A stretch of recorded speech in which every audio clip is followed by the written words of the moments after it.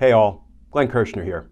Please enjoy this video on the Political Voices Network.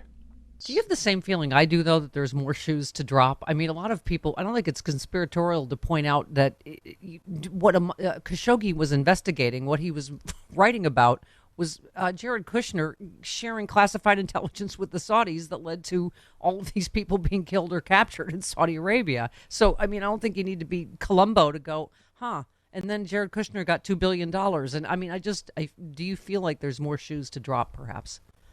Yeah, how can Jack Smith not be digging into all of this? Yeah. When we open investigations and we begin pulling on criminal threads, we follow every thread to its natural conclusion. Steph, I have opened conspiracy investigations and I start investigating one thing, and all of a sudden I'm going in six different directions because each thing suggests there are more crimes at issue that I didn't know about in the first instance. I believe Jack Smith is following every investigative trail. Well, this leads me to a question about, the Georgia investigation. This headline, of course, struck fear in me. Legal experts fear Fulton County case against Trump could end up being a sprawling mess, only because they keep criming, and it's, RICO, and there's more and more criming they're finding. It's, that can't work for you in the justice system, can it? That you committed so many crimes that it becomes unwieldy. I mean, talk to us about that for a second. Steph, I've tried cases that people might have looked at from the outside and said, boy, that's a sprawling mess. For example, I might bring a standalone murder case in local superior court for the District of Columbia. And it may turn out that that murder was actually part of a crime spree by a RICO organization. This is something I contended with.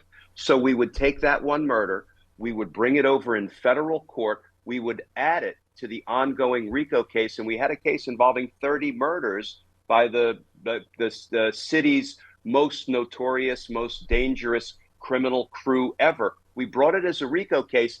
It involved 30 murders. It was big and ungainly and sprawling, but you know what? Every last one of those defendants are doing life without the possibility of release because we worked our way through that big sprawling case in a way that simplified it all for the jury. That's what Fani Willis will do. Well, and I'm glad she came out to say, hang on now, I'm not standing down. That I know, obviously, Letitia James caused a lot of, I mean, again, once by saying there's been so much criming, local me, Alvin Bragg, Fani Willis may have to stand down while the feds go for yada, yada, yada. And Fani Willis said, oh, no, which I was happy to hear. But what's your take on all that? Yeah, we all misspeak from time to time. Goodness knows I do it. And I think New York Attorney General Letitia James got out over her skis because she said, my case, my civil case will have to be suspended. Right. And that's her decision to make, Steph. I've been involved in parallel cases where I'm prosecuting a case and there's also a civil case because maybe somebody sued the city in connection with the crime that I was prosecuting. And what I would do, and I have done, is I would apply to the civil judge. I would file a motion to intervene, ask the civil judge to stay the civil proceedings until the conclusion of the criminal prosecution. Judges ordinarily will grant that motion. But then when she added, Georgia's criminal case and DA Bragg's criminal case are going to have to stand down unless they gave her authority to make those representations, and they clearly didn't because Fani Willis immediately said, I ain't standing down for the feds. This is not going to impact my case down in Georgia. I was glad she said that. I just think Tish James can speak to her civil case, but she can't talk to cases in other jurisdictions, particularly criminal cases in other jurisdictions. To my point about Saudi Arabia, you tweeted, in how many ways did Donald Trump pick the pockets of everyday Americans to help Russia, Saudi Arabia, and big oil? Speaking of more shoes to drop. But let's talk about, because we obviously brought up Judge Cannon. You said Judge Cannon, who abused her discretion previously in favor of Trump, should recuse herself from the Trump case. If she doesn't, DOJ should file a motion to recuse. This issue is too important to ignore and hope for the best. I mean, it is giving a lot of us gastric distress. Yeah. Today's Justice Matters video on my YouTube channel is all about the legal ins and outs of why Judge Cannon is disqualified under the federal law, why she must remove or recuse herself from the case, and if she doesn't, she has to be removed. Jack Smith's team should file a motion to recuse and fight that battle, because the standard to disqualify a judge is if their impartiality can reasonably be questioned. Not that they can't be impartial, but if their impartiality can reasonably be questioned, the law says they must recuse themselves. I would bet my $1. I'm not a high roller. I have a $1 betting limit. I would bet my buck that we will not see Aileen Cannon preside over this case at the end of the day. Oh God, I hope you're good. Your lips to God's ears. Okay. So speaking of his entire defense team, the Republican Party, you said guys like Jim Jordan and Lindsey Graham will never acknowledge the reality of Trump's guilt because they fear that when Trump decides he needs to throw everyone under the bus to try to stay out of prison, he will tell the feds everything he knows about Jim and Lindsey. I mean, I expect them to defend him on January 6th when that indictment comes down because they're involved. But I have to say, even I was shocked at the lawlessness of largely the Republican reaction to espionage. Were you?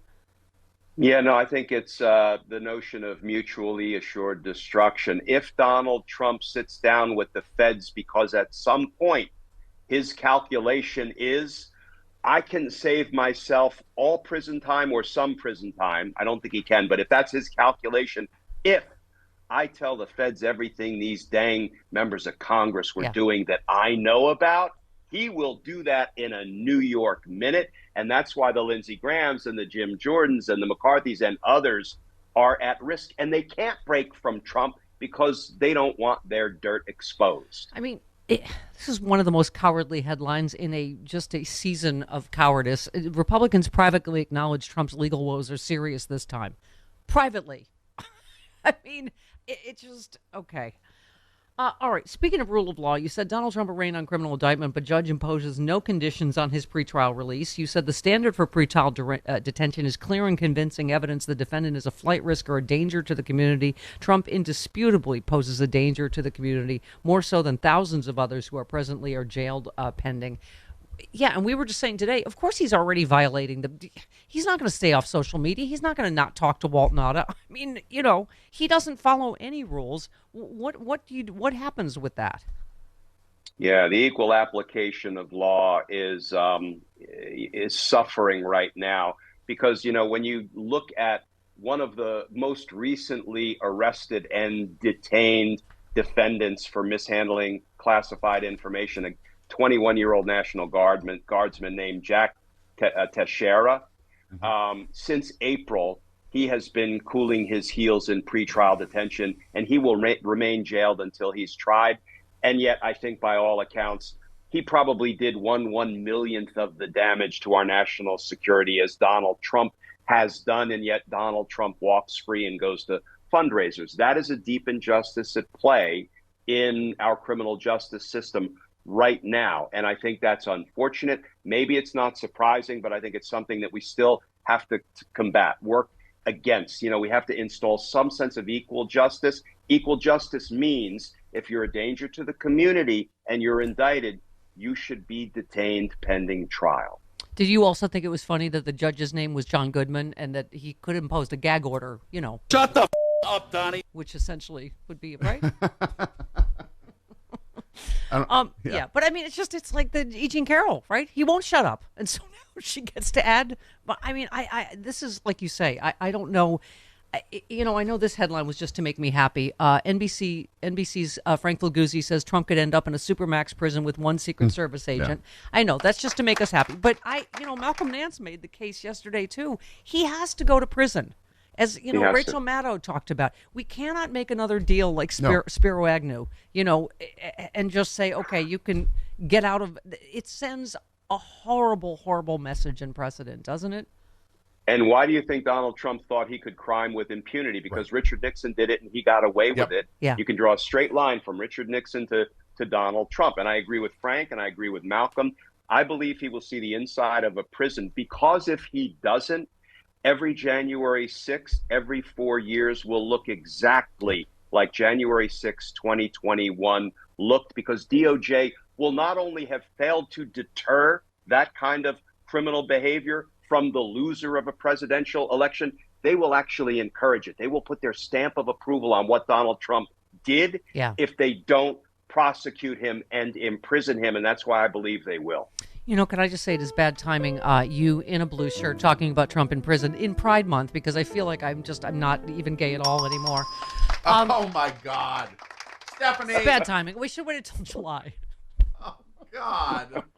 Okay, quickly before you go, we linked to your piece, Walt Naughta's indictment is a warning to Trump's MarALago Mafia. It's been clear from day one, Trump did not pack up and personally transport all those boxes to Florida. He had help. Obviously, and talk to us about others and about Walt Naughta and what do you think is going to happen? This is such an interesting point. I'm glad you raised it, Steph, because why is it that there's only one co-conspirator indicted with Donald Trump when we know there were other members of the MarALago Mafia who were assisting and enabling Trump's crimes? Yeah. You know what my conclusion is? Walt Naughta is the only one who wouldn't flip, who wouldn't plead. There may be people who have pleaded guilty, and that's under seal, so it's not yet revealed publicly. Yeah. They may have testified against him in the grand jury, and that's why there's only one co-conspirator, the only guy who was hanging tough with Donald Trump. But even he may flip at the end of the day, because once you see your name as a marquee defendant on a federal indictment like this, tends to get your attention. Old Walt may flip as well. Yeah, I would hope so. Glenn Kirschner at Sexy Liberal LA, October 21st, the indictment tour, the only show in 23. Oh my God. Hi, everybody. Juliana Forlano here for the Political Voices Network. We hope you're enjoying Political Voices and all the content we provide on the daily. Now, there are a few new programs in the wings that are going to launch just in time for election season. If you're able and would like to help us continue bringing you all this content, please help support us by clicking the join button. We're going to have some perks for members, including early video release. You get the information first. Members only chat rooms, live shows, member badges, all the good stuff and more, all coming soon. So click that join button if you can to support us. And rest assured, we will continue to bring you all the great content you have known from the Political Voices Network and more. Thanks so much. See you soon.